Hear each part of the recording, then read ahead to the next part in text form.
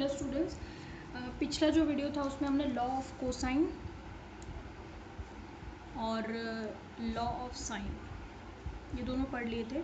Law of cosine में था magnitude of the resultant vector और लॉ ऑफ साइन में डायरेक्शन थी। ठीक है, अच्छा लॉ ऑफ कोसाइन क्या था? R is equals to under root A square plus B square plus 2ab cos theta, ये होता है, ये हमने पढ़ लिया पिछले वीडियो में। ठीक है, और दूसरा हमारे पास लॉ ऑफ कोसाइन क्या आया था वो भी आपको याद होना चाहिए। R upon sine theta is equals to A upon sine beta B upon sine alpha. अब एल्फा कौन सा एंगल है, बीटा कौन सा एंगल है, थीटा कौन सा एंगल है, आर ए बी क्या है, ये सब हमने प्रीवियस वीडियो में बहुत अच्छे तरीके से डिस्कस कर लिया। अगर किसी को समझना है तो प्रीवियस वीडियो पे जाओ, वहाँ पे सब कुछ समझ में आ जाएगा, फिर ये वीडियो देखना, आराम से समझ में आएगा। ठीक है, आज इस पर बेस्ड एक क्वेश्चन कर लेते हैं। क्वेश्चन क्या है वो सुनिए आप। ठीक है, अच्छा डायरेक्शन ऑफ मैग्नीट्यूड आर जो होगी उसके लिए हमने निकाला था tan alpha is equals to B sine theta upon A plus B cos theta. ये तीन फॉर्मूले आपको याद होने चाहिए। ठीक है, फिर क्वेश्चन कर लोगे आप, तो सिर्फ क्वेश्चन ही थोड़ी ना आते, पेपर में डेरिवेशन भी आता है, तो ये आपको याद भी होने चाहिए, डेरिवेशन भी समझ में आना चाहिए, क्वेश्चन भी होने चाहिए, सारे काम होने चाहिए, और मेहनत करोगे तो सब काम हो जाते हैं। ठीक है, चलिए क्वेश्चन देखिए। क्वेश्चन ये है, ठीक है, क्वेश्चन क्या कह रहा है? A motor boat is racing towards north, ठीक है, at 25 kilometre per hour. 25 kilometre per hour की वेलोसिटी से वो मूव कर रही है, and the water current in that region is 10 kilometre per hour in the direction of 60 degree east of south. Find the resultant velocity of the boat.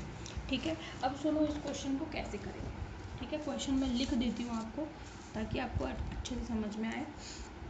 Question है, a motor boat is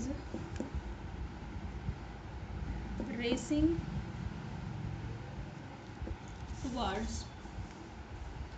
north, मतलब north की direction में जा रही है, at 25 kilometre per our, इतनी velocity से जा रही है, इतनी स्पीड से जा रही है। ठीक है, वेलोसिटी कह दो क्योंकि डायरेक्शन भी दे रखी है।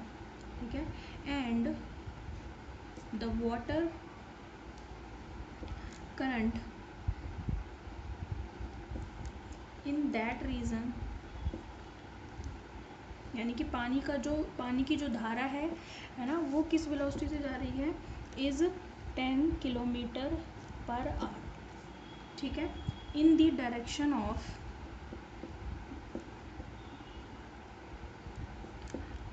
60 डिग्री ईस्ट ऑफ साउथ, यानी कि जो साउथ है, मतलब कुल मिलाकर ये साउथ ईस्ट डायरेक्शन में 60 डिग्री का एंगल बना रही है। समझ में आ गई? क्वेश्चन है, find the resultant velocity of the boat. Find the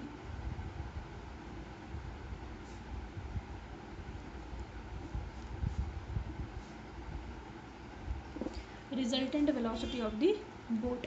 ठीक है, सॉल्यूशन देखें। क्वेश्चन समझ में आया कि एक मोटर बोट है, वो जा रही है नॉर्थ की डायरेक्शन में, वाटर यानी कि जो पानी की डायरेक्शन है वो है आपकी कौन सी,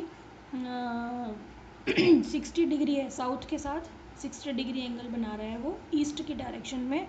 आपको रिजल्टेंट वेलोसिटी बतानी है किसकी, बोट की। तो सबसे पहले तो आप डायग्राम बनाओ, डायग्राम समझ में आना चाहिए कि वो क्या कह रहा है। ये नॉर्थ हो गई, नॉर्थ की डायरेक्शन ये होती है, ये साउथ होती है, ये ईस्ट होती है, ये वेस्ट होती है, पता है हमें। बोट कहाँ मूव कर रही है, बोट की वेलोसिटी कहाँ है, बोट यहाँ मूव कर रही है, नॉर्थ में मूव कर रही है, this is velocity of boat. यानी कि ये जो डायरेक्शन आपको दिख रही है, ये वाली, ये डायरेक्शन किसकी है, ये है डायरेक्शन बोट की। ठीक है, ये किसकी डायरेक्शन है, बोट की डायरेक्शन है। अब जो पानी है, पानी की डायरेक्शन क्या है भाई, पानी है ना 60 डिग्री एंगल बना रहा है, किसके साथ बना रहा है 60 डिग्री एंगल, साउथ के साथ, यानी कि ये पानी के करंट की डायरेक्शन है, यानी कि ये VC है, वाटर करंट की डायरेक्शन है, ये साउथ के साथ ईस्ट की डायरेक्शन में 60 डिग्री एंगल बना रहा है। क्वेश्चन ये कह रहा है, आपको बताना है कि रिजल्टेंट वेक्टर का कितना होगा, वेलोसिटी का रिजल्टेंट वेक्टर कितना होगा। भाई हमने जो पिछला टॉपिक पढ़ा था है ना। उसमें क्या देखा था हमने कि किन्हीं दो वेक्टर के बीच का एंगल कितना था, ए वेक्टर ये था, ये बी वेक्टर था, दोनों के बीच का एंगल थीटा था। तो जो रिजल्टेंट वेक्टर में जो फॉर्मूला में आर का फॉर्मूला आता है A square plus B square plus 2ab cos theta, हमें रिजल्टेंट ही चाहिए। तो ये जो थीटा एंगल होता है ये दोनों वेक्टर्स के बीच का एंगल होता है। यहाँ वी बी वेक्टर और वी सी वेक्टर के बीच का एंगल ये है और हमें नहीं पता ये एंगल कितना है। समझ में आ रही है। तो ये जो थीटा एंगल है, theta is the angle between A vector and B vector. ये आपको ध्यान रखना है कि नहीं दो वेक्टर के बीच का एंगल, कुछ ऐसे किसी क्वेश्चन को करने से पहले दो वेक्टर के बीच का एंगल पता कर लेना। तो यहाँ पे आप क्या बताओगे, जो थीटा है this is angle between A and B, दिख रहा है आपको, ठीक है, ठीक है। ध्यान रखना इस चीज़ को आप, थीटा इज द एंगल, ठीक है। थीटा किस किस के बीच का एंगल है, ए और बी। तो इस क्वेश्चन को सॉल्व करने के लिए हमें वी बी वेक्टर और वी सी वेक्टर के बीच का एंगल पता करना है, तो ही मैं रिजल्टेंट वेक्टर फाइंड आउट कर सकती हूँ। समझ में आ गई बात। तो एंगल कितना होगा, देखो हमें पता है नॉर्थ और साउथ में ये जो कंप्लीट एंगल होगा वो 180 डिग्री का होगा। पूरा एंगल, भाई एक सीधी लाइन कितना एंगल बनाती है, 180 डिग्री का एंगल ही तो बनाती है।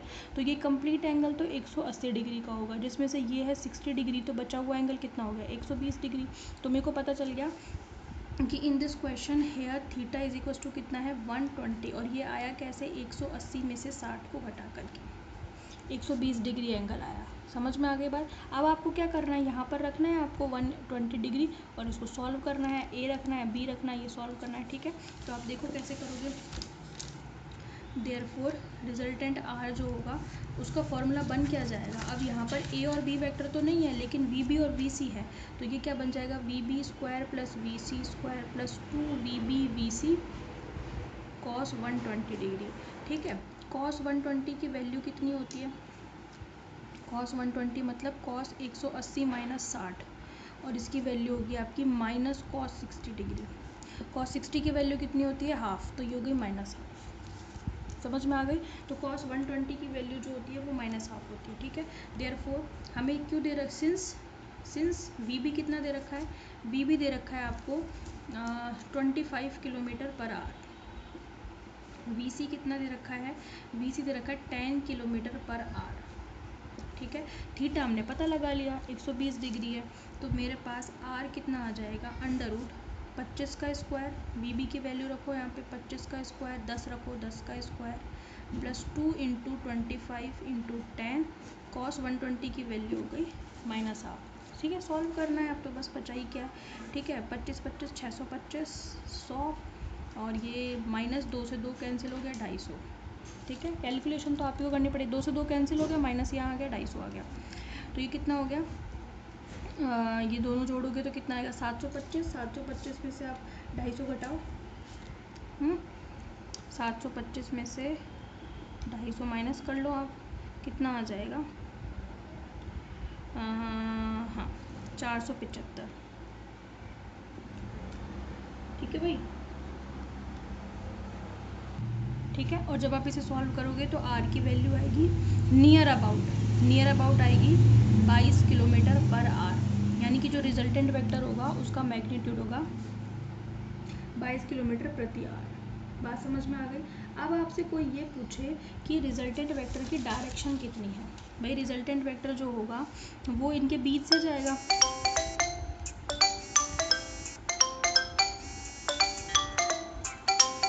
इनके बीच से जाएगा रिजल्टेंट वेक्टर, यानी कि यहाँ से, this is the direction of resultant vector, ठीक है।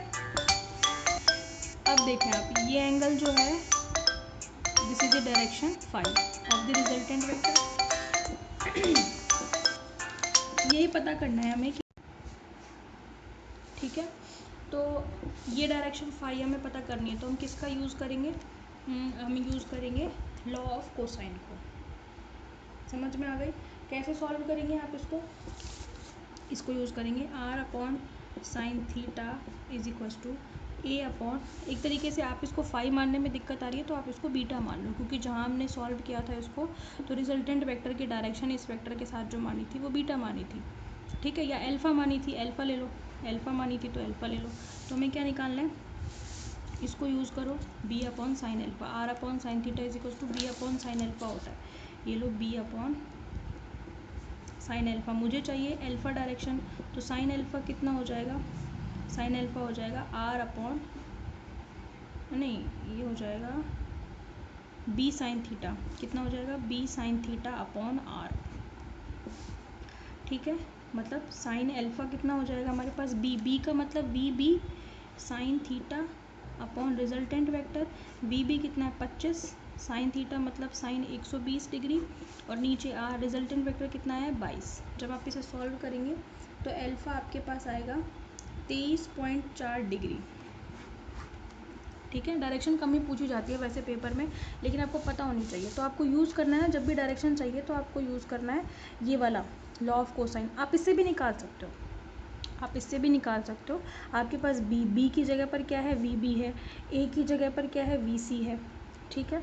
और थीटा एंगल आपको पता है 120 डिग्री है। तो डायरेक्शन आप इस फॉर्मूले से भी निकाल सकते हो, इससे भी निकाल सकते हो। इन दोनों को जैसे आप इन दोनों को बराबर कर सकते हो, पर बीटा मेरे को पता नहीं है कितना है, लेकिन मुझे थीटा पता है, इसलिए मैंने इसको इसके बराबर किया है और उससे मैंने ये निकाला है।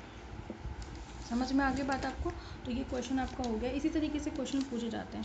नेक्स्ट वीडियो जो होगा उसमें हम डिस्कस करेंगे position vector and displacement vector, फिर एक्सेलरेशन वेक्टर को डिस्कस करेंगे, ठीक है। तो इस तरीके से अपन आगे कंटिन्यू करेंगे, ठीक है। Thank you.